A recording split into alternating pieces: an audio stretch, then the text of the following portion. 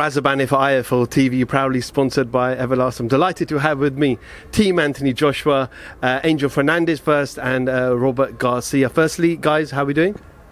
Good. Doing great. Thanks for having us. Welcome. It's a pleasure. Thank you for doing this with me. I'm not sure where to start. I want to start. Let's go right back to the beginning. Angel, I'll start with you. You came off a loss with Alexander Usyk. What was kind of your perception and your mood like at that particular time? Obviously, a loss is never easy to digest, but it's one of these things that you have to sit down, see what went wrong, and just try to make it right next time. There were a lot of things, there were a lot of rumours at the time that Anthony Joshua was, going to America and looking at different trainers. Did you know what your position was at that particular time? Not really, not at the time. More kind of when we got back, I started to have more of understanding, the ideas behind, and now here we are. There were a lot of people criticising, obviously, the corner and kind of the kind of advice that was being given to Anthony Joshua in that particular fight. What was going through your head when he was almost losing round after round? And I know he had that middle spell where he won a few rounds, but kind of what was going through your head as being part of the team in the corner? So many things goes, through your head. I know kind of a lot of people tend to criticize us coaches. Sometimes we are in the moment. It's so many kind of things go through your body. A lot of people, at the end of the day, they'll have their opinions that the information was wrong, information was right. It was what it was, people, from my side, I have to kind of give my love and respect to Rob and Joey, because at the end of the day, Rob make Anthony Joshua an Olympic gold medal and 2 times Olympic heavyweight champion, and same as Joey as well. So one loss is not going to define any trainer.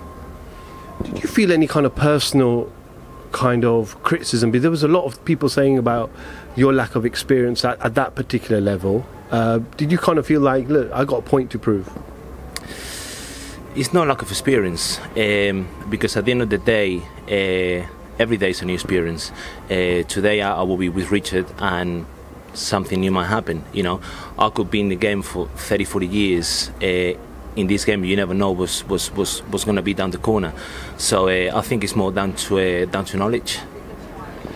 I'm going to bring in Robert now. Rob, there were talks that Anthony Joshua was looking at different trainers, and he flew to America. And we know there were a lot of pictures taken with different types of trainers. He's obviously selected you. What do you see in Anthony Joshua that you can change him as a fighter? Well, you know what? I've always liked Anthony Joshua since he came off the Olympics. I always thought his style, his power, his charisma, everything was in his favor to become a superstar, and he did become a superstar. But I think towards the last few fights, I think it was more about him not believing in his team anymore, his head trainer at that time, or him maybe losing a little bit of love for the sport. I don't know. Honestly, I'm here new, so I didn't know exactly. That's what came through my mind, because the experiences with so many different fighters, where sometimes they just lose the love for the sport. I have it in my own brother, who lost the love for the sport and doesn't want to do it again. So that was my question. What happened with Anthony Joshua? And then when they brought me in, at one time I didn't know who Angel was. I didn't know nobody in the team. But now that I know everybody and I'm getting along really good with Angel,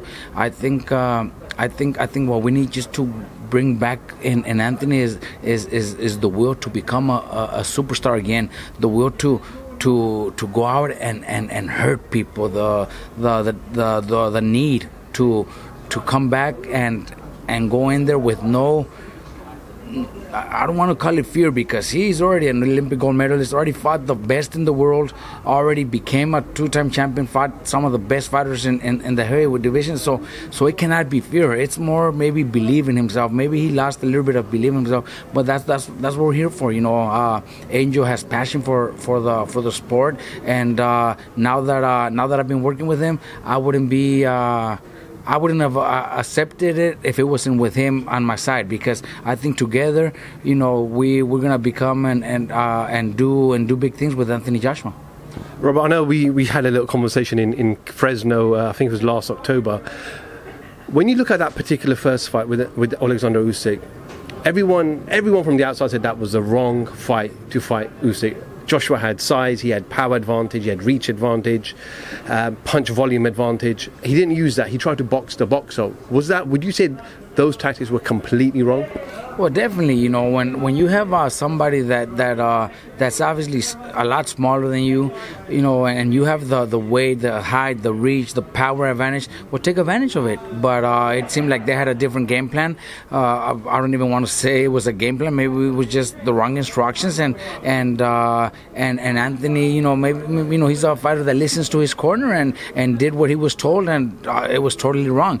But the way it looks now, he's listening to us. We have our meetings with him, and he's happy that we're working together. He's hungry again, and he's told us, he's personally told us, I want to do it for myself, but I also want to do it for you too, because you two are gonna deserve this big win, and I want to do it for you too. So that's huge. That's something coming from the fighter that very few think like that.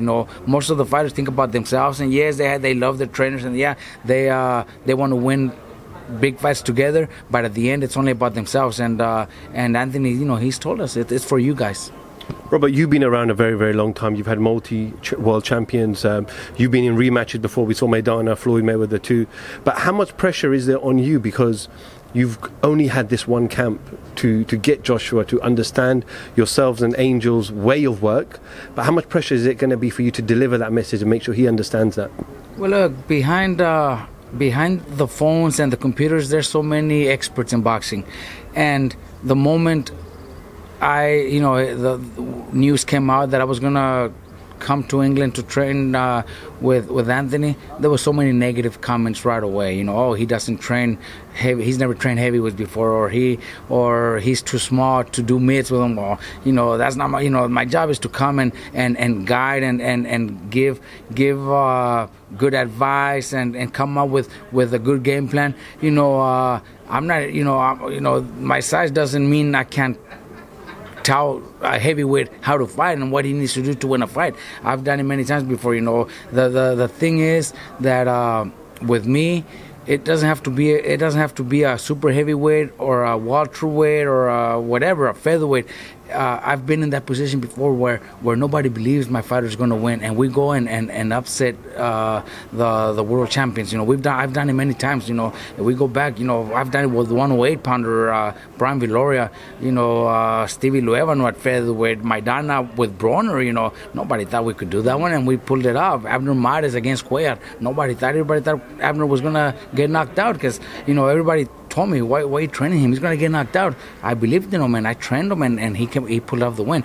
So it doesn't matter what weight division it is. I think just the fact that I'm gonna push my fighter to go out and perform and do what we're telling him to do, I think it's going to be the results are going to be there, and the people are going to be surprised. One beautiful thing that I love is that Angel and myself, we're both on the same page. We're never against each other, saying, he says one thing and I say the other, or vice versa. I think we're both in the same picture. We both have the same plans, and that's what's going to make it a great camp. Angel, there's a lot of criticism about the first fight in the corner. There was too many people talking. Rob was there, you was there, Joby was there. So a lot of people want to know, how does this dynamic work now? Rob, you've come in, you've got a lot of experience. Angel, you've been around Joshua a very, very long time. So how are dynamics going to work on fight night in the corner? Who kind of controls the corner in the most respectful way? Yeah, that's kind of like a decision that Joshua has to make, who voices prefer, but also like me and Rob, listen, we're not going to keep on telling, like how we work, how we don't work. There is times in sparring where he speaks first. There is times in sparring that I speak first. You know, maybe he goes second, then I go second. So it's time for both of us. But the more important thing is within them 3 minutes, if the communication is between me and him, and then it's just like one message, you know, in between the minute, and that's it. Is that key, Rob, the communication between yourselves? Because there can be times where you see something different, he sees something different. You might want to tell Joshua one particular instruction, Angel wants to give him a different particular instruction. So how do you compromise that on fight night under those lights? See, but that's why we're cornermen, and we're both trainers, and we're going to be seeing that, like you just said. If I see something that maybe Angel didn't see, we're going to communicate with each other during the fight while the round is going on. You know, I'm going to be able to, you know, tell Angel what I seen, and he's going to be able to tell me what he's seen. And then once we get in the ring, you know, we're going to bring it up to him, either him or I say it, but we're going to say the same things. We're not going to confuse Anthony with two totally different things. We're going to be in the same page, and Anthony's going to listen. You know, I'm telling you, you know, that's what makes me feel comfortable here, that I know that Anthony's happy to have us here. He's listening, and he wants to prove something. He wants to prove everybody wrong, and he's going to, you know, he will listen while we're talking.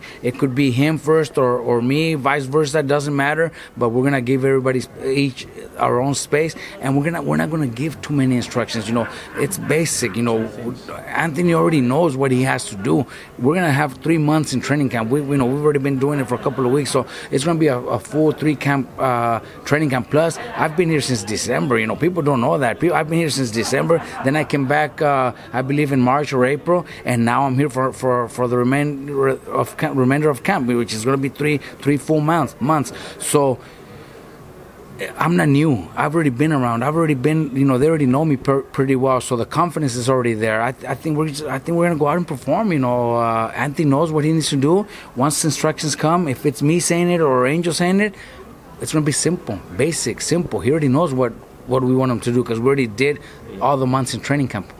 Angel, does this have to be the perfect performance, the perfect game plan? This is against a undisputed cruiserweight champion who's a current unified heavyweight champion, who was a gold medalist. He's got every trick in his book. He's ready for Joshua to come forward. He's ready to set those traps. Does this have to be the perfect performance from Joshua? It has to be, and it will be. Both of us has been very clear to him, you know, what we expecting from him, and he also knows what he's going to expect from us. And I'm not going to lie, it's going to be a tough fight, but it's a fight that Anthony can win. He hasn't fought as much as he would like to have fought over the last couple of years. We know we had COVID, but I think it was 3 fights in the last 2.5 odd years. Is ring rust a factor going into this fight as well? Well, look, if we want to bring out ring rust, all the fighters are going through the same thing right now. You know, it's not like everybody. It's not like Usyk has been very, very busy lately. You know, they're all going through the same thing. You know, COVID really came and hurt everybody. But everybody's going through the same thing. So all we need to do is just be in great shape. Anthony needs to believe in what we're telling him to do, and we believe in him. He's got the skills. He's got the power. He's got everything to be able to dominate. You know, obviously he's got to do it in the fight on fight night. You know. Is it obvious that the tactics are going to be completely different to the first fight, where he stayed on the back foot, he tried to box Alexander Usyk? Are the tactics obvious? He's got to come out and do a Chisora type performance to rough him up and see what Alexander has? Obviously, you know, we're not going to say kind of like the tactics. So Chisora's Chisora, value is value. You know, other fighters and other fighter. Anthony Joshua knows what he needs to do to win this fight. There is no better man than himself. You know, you've already been 12 rounds with him, and we both know, he knows, and that's all that matters. You know what? Every fight is different. Every fighter is different, and coming into the fight, we could tell you what we're gonna do, but.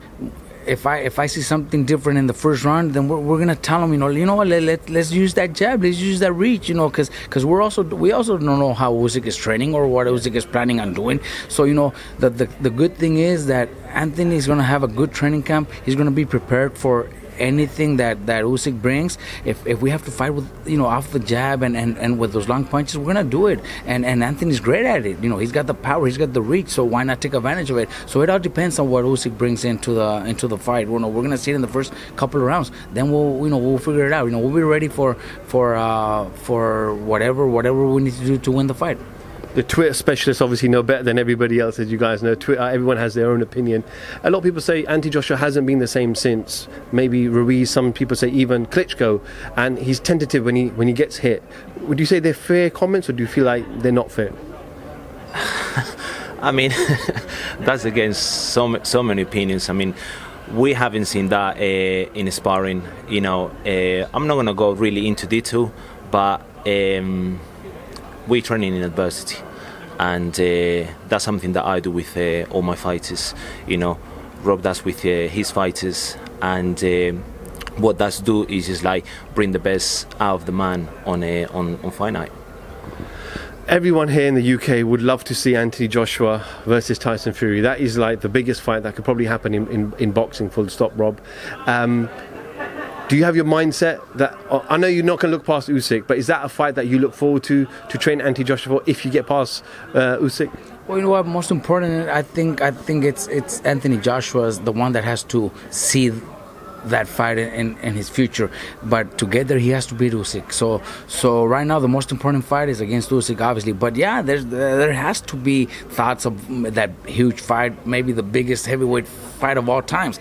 So shouldn't that motivate a fighter to come out and perform even better?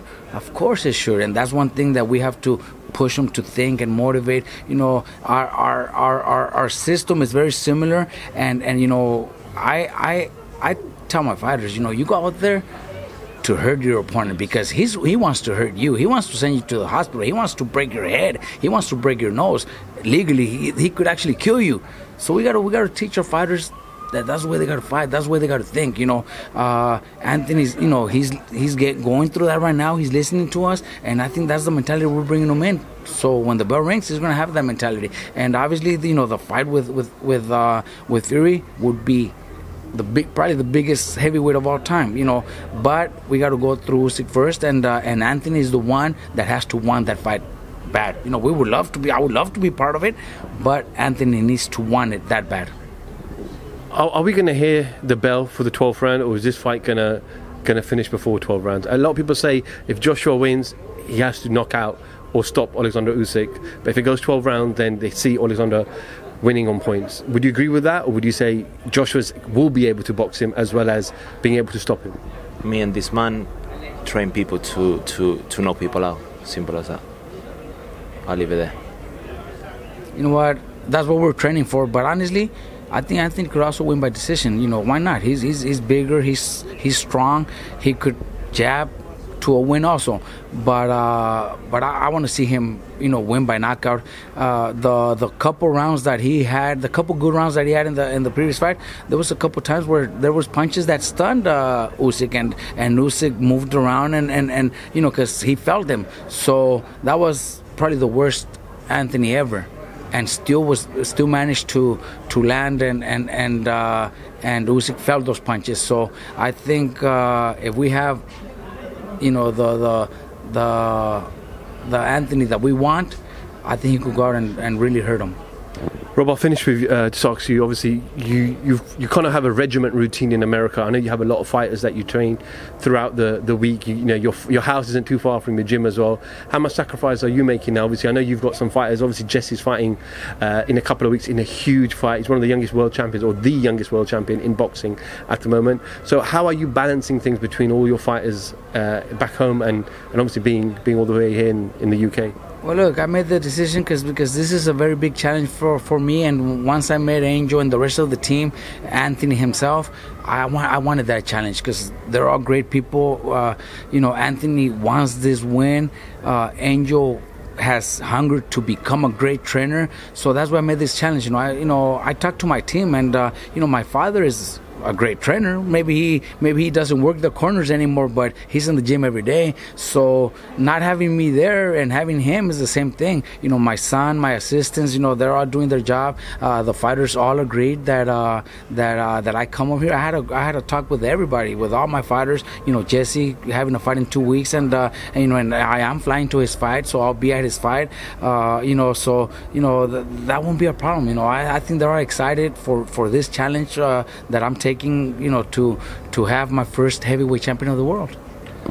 Okay, gents, well, just before I let you go, am I going to get a prediction out for you for Usyk? Am I going to get a prediction of what happens? We know the fight's going to take place in Saudi. It's going to get officially announced in the next couple of days, but do I get a prediction out of you both? Rob, you go first. I think, we're just gonna have a great fight. We're gonna have them ready. We're gonna go out and perform, and we're gonna do what it takes to win this fight.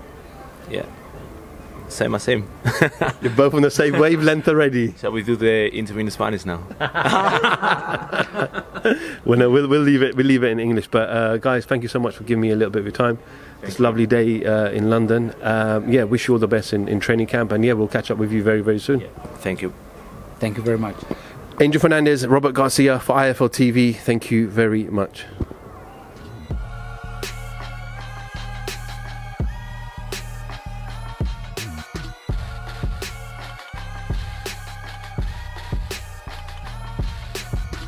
Download the Everlast Fitness app and find your greatness within.